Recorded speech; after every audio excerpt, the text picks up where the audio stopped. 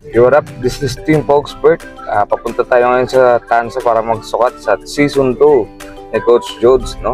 Nagbigay ulit ng tiwala sa atin. Ito yung Season 1 nila. So, more power po. So, let's go. Grabe yung liga ni Coach Jodes. Tapos lang ng Season 1, sinundan agad. Meron pang kasabay na volleyball. So, panibagong blessing na naman sa Team Pogspert. Bagong project na naman.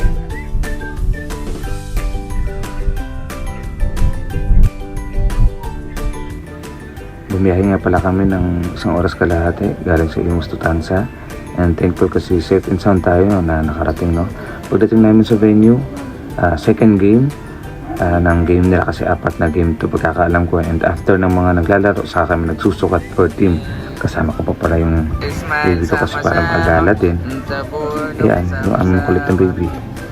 And napansin ko maganda yung pagkaka-organisa nila ng paliga. And disiplinado yung mga players kasi liga ng church to, no? Church of Christ ng Naik Cavite. So kwento nga ng ni Sir Charlie yung nag-recommend sa akin, kapag hindi ka nagsamba hindi ka makapaglaro. And nakakatuwa kasi bago sila mag-game meron silang prayer. And after game, meron din po ulit.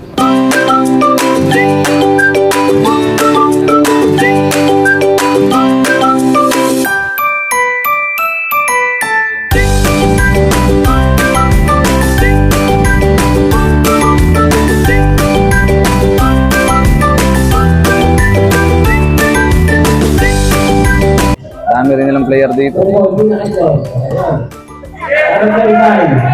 Sa gitna ng palayan. Ha?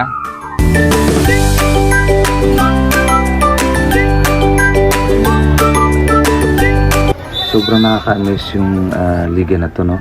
Ngayon lang talaga ako nakawitis ng ganitong liga na sobrang haba talaga yung binibigay nila na time para magbigay ng pugay kay Lord, no? Humingi ng safety sa bawat laro. Hindi sila nakakalimot, nilang puro laro talaga. Both teams, lahat po nagdadasal talaga sila. Yung even yung referee po ata nila, member nila kung hindi ako nagkakamali. Before and after, meron silang prayer. So, sobrang saludo sa lahat po ng organizer ng paligan na to. God bless po. Para sa paliga ba yan? Ay, grabe naman.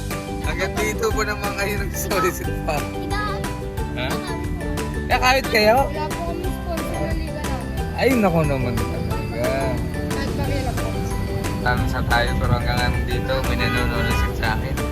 Ang lupit.